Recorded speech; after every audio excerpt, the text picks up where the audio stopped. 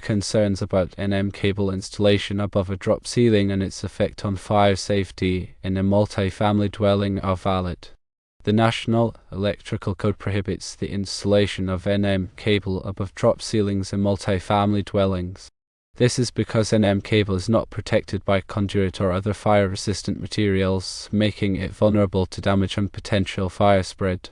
The building is classified as a multi-family dwelling because it contains units for sale. This classification triggers additional safety requirements, including the prohibition of NM cable above drop ceilings. In a fire, elevator shafts can act as chimneys, drawing smoke and fire throughout the building. With handicapped units on the top floor, residents on lower floors have limited escape options in an emergency. Throwing themselves out of windows is not a viable safety plan, as it poses extreme risks.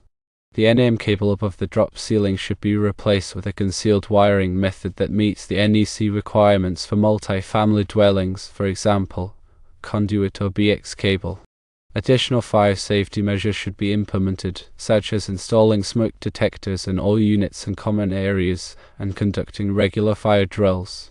The building's fire exit plan should be reviewed and updated to provide safe and accessible evacuation routes for all residents, including those with disabilities.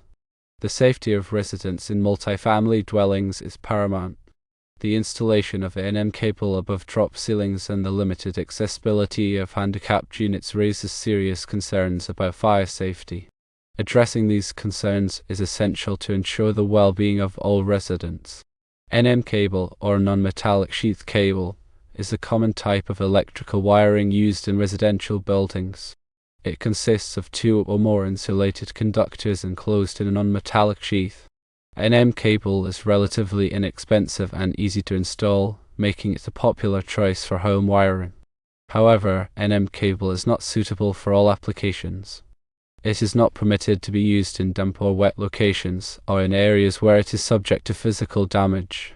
In addition, the National Electrical Code, or NEC, restricts the use of NM cable in certain types of buildings, such as multi-family dwellings. A multi-family dwelling is a building that contains two or more dwelling units, such as an apartment building or a condominium complex. The NEC prohibits the installation of NM cable above drop ceilings in multi-family dwellings for safety reasons. Drop ceilings are suspended ceilings that are installed below the structural ceiling of a building. The space above a drop ceiling is often used to run electrical wiring, plumbing, and HVAC ductwork. However, the space above a drop ceiling can also be a fire hazard. If a fire starts in the space above a drop ceiling, it can quickly spread throughout the building. NM cable is not fire resistant, so it can easily ignite in a fire.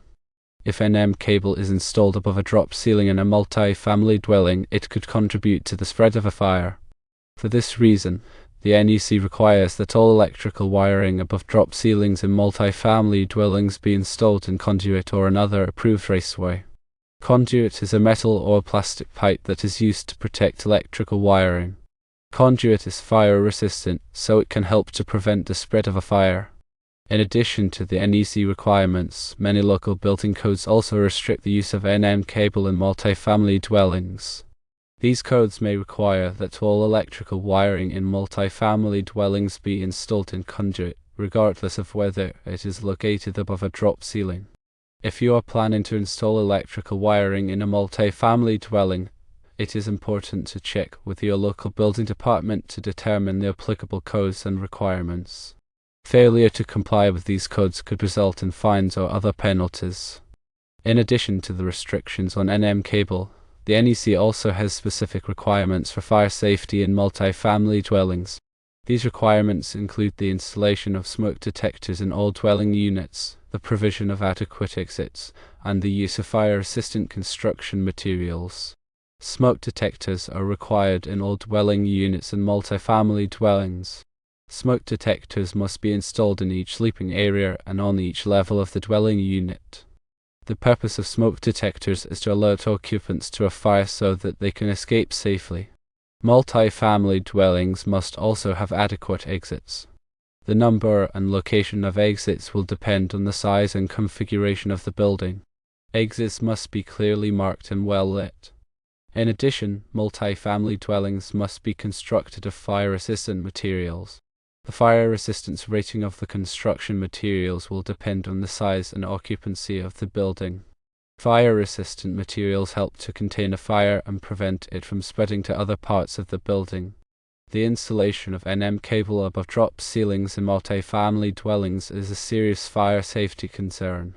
The NEC prohibits this type of installation because NM cable is not fire resistant and can contribute to the spread of a fire. In addition to the NEC requirements, many local building codes also restrict the use of NM cable in multi-family dwellings. If you are planning to install electrical wiring in a multi-family dwelling, it is important to check with your local building department to determine the applicable codes and requirements. By following the NEC and local building codes, you can help to ensure the safety of occupants in multi-family dwellings. The National Electrical Code, or NEC, is a set of standards for the safe installation of electrical wiring and equipment. It is updated every 3 years by the National Fire Protection Association, or NFPA. The NEC is not a law, but it is widely adopted by state and local governments. The purpose of the NEC is to protect people and property from electrical hazards. The NEC covers a wide range of topics, including wiring methods, overcurrent protection, grounding, and equipment installation. The NEC is a complex document, but it is essential for anyone who works with electrical wiring or equipment. The NEC is divided into chapters, articles, and sections. Each chapter covers a specific topic, such as wiring methods or overcurrent protection. Each article covers a specific type of equipment or installation, such as conductors or circuit breakers. Each section covers a specific requirement, such as the size of conductors or the rating of circuit breakers. The NEC uses a system of numbering to identify each section. For example, Section 300.14 covers the requirements for the support of cables. The NEC also includes a number of tables and examples to help clarify the requirements. The tables provide information on conductor ampacity, conduit fill, and other important data. The examples show how to apply the NEC requirements to specific situations. The NEC is a valuable resource for anyone who works with electrical wiring or equipment. By following the NEC, you can help to ensure the safety of people and property. Here are some of the key requirements of the NEC that relate to the installation of NM cable in multi-family dwellings. Firstly, NM cable is not permitted to be used in damp or wet locations. Secondly, NM cable is not permitted to be used in areas where it is subject to physical damage. Thirdly, NM cable is not permitted to be installed above drop ceilings in multi-family dwellings unless it is installed in conduit or another approved raceway. Fourthly, all electrical wiring in multi-family dwellings must be installed in accordance with the NEC. Fifthly, multi-family dwellings must have smoke detectors in all dwelling units. Sixthly, multi-family dwellings must have adequate exits. Seventhly, multi-family dwellings must be constructed of fire-resistant materials. The NEC is a complex document, but it is essential for anyone who works with electrical wiring or equipment. By following the NEC, you can help to ensure the safety of people and property. Now we can delve deeper into specific sections of the National Electrical Code relevant to NM cable installation and fire safety in multi-family dwellings. Let's examine some key articles and their implications. Article 334 of the NEC covers non-metallic sheaths cable types NM, NMC, and NMS. This article outlines the permitted uses and restrictions for NM cable.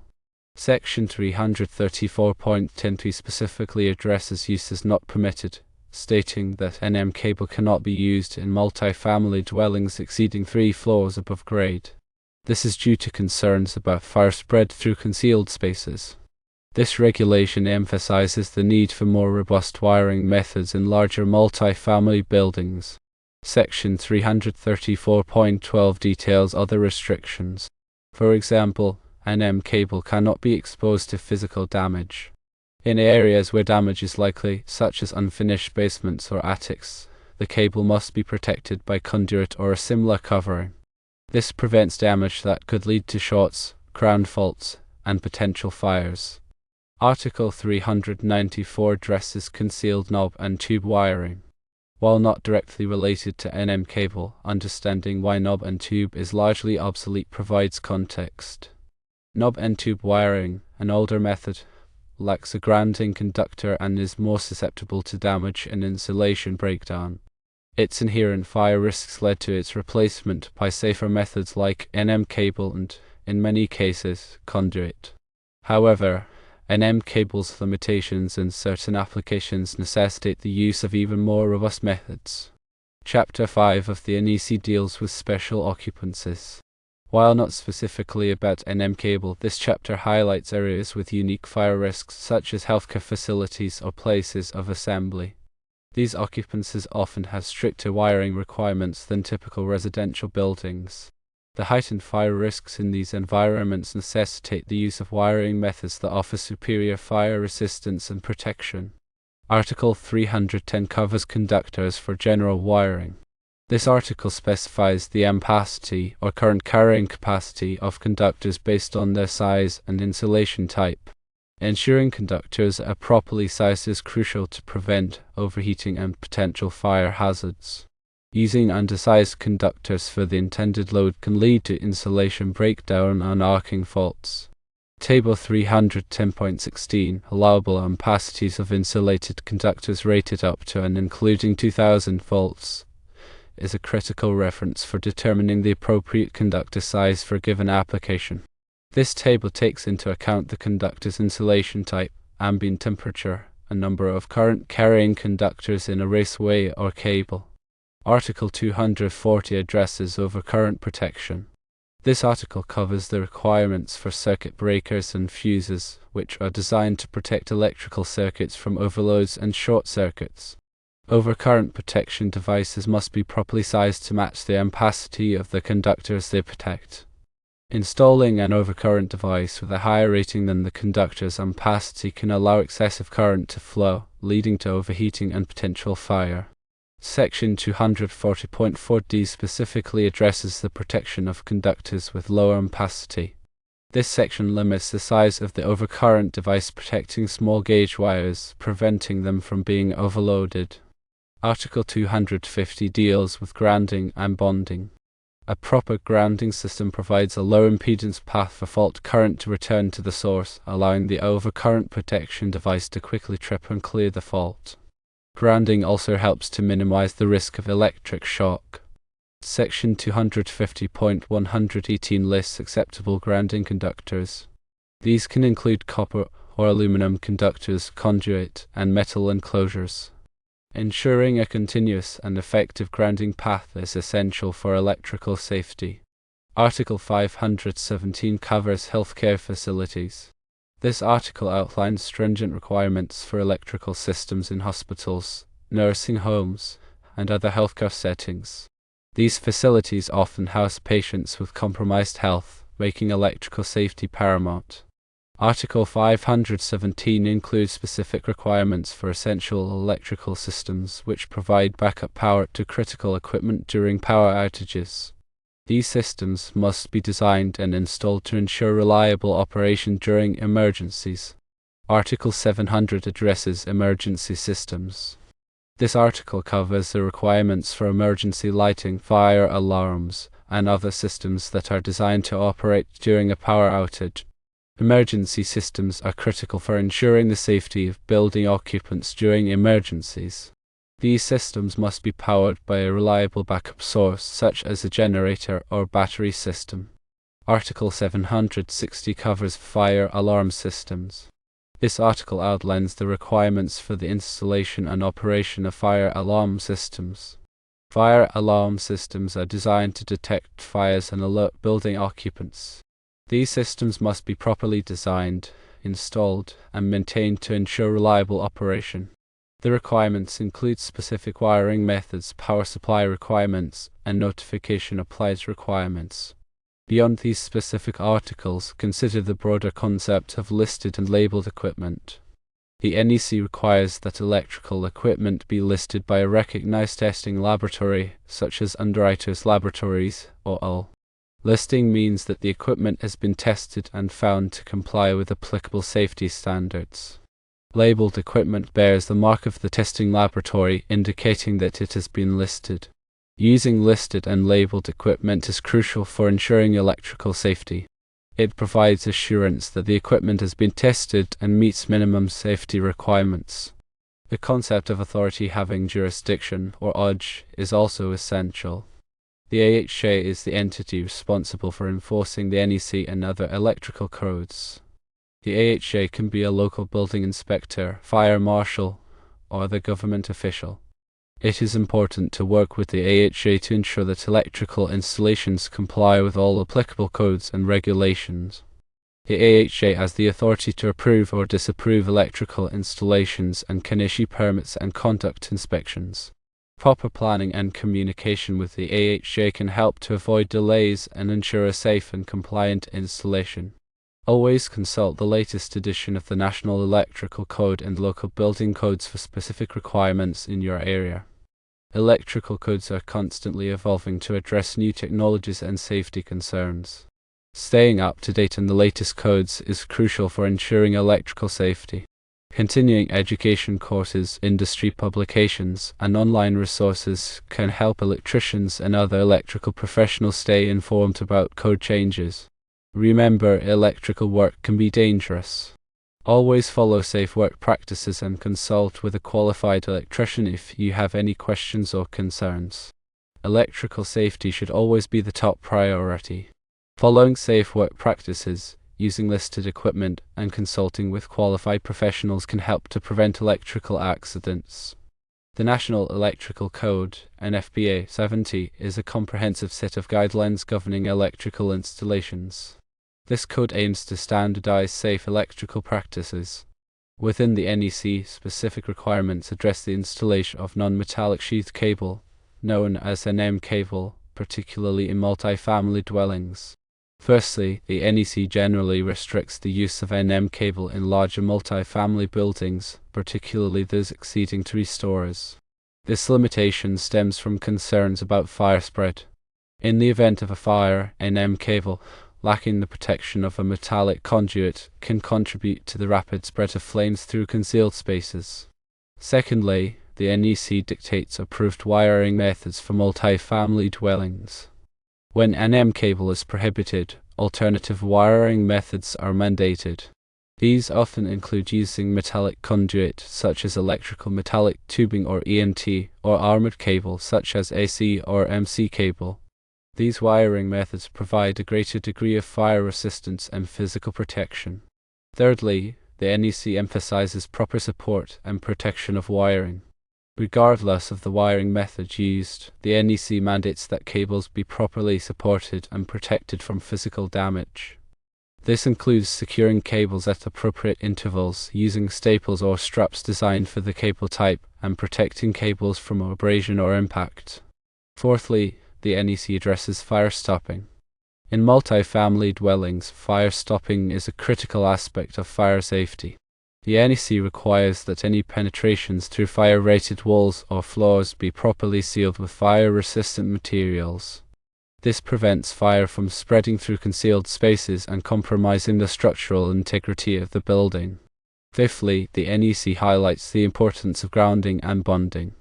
A proper grounding system is essential for electrical safety. The NEC mandates that all electrical equipment be properly grounded to provide a low impedance path for fault currents. This helps to prevent electrical shock and minimize the risk of fire. Sixthly, the NEC covers overcurrent protection. Overcurrent protection devices, such as circuit breakers and fuses, are designed to protect electrical circuits from overloads and short circuits.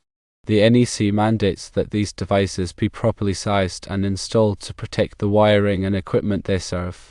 Seventhly, the NEC addresses emergency systems. In multi-family dwellings, emergency systems such as emergency lighting and fire alarm systems are critical for ensuring the safety of occupants during emergencies. The NEC mandates that these systems be designed and installed to operate reliably during power outages.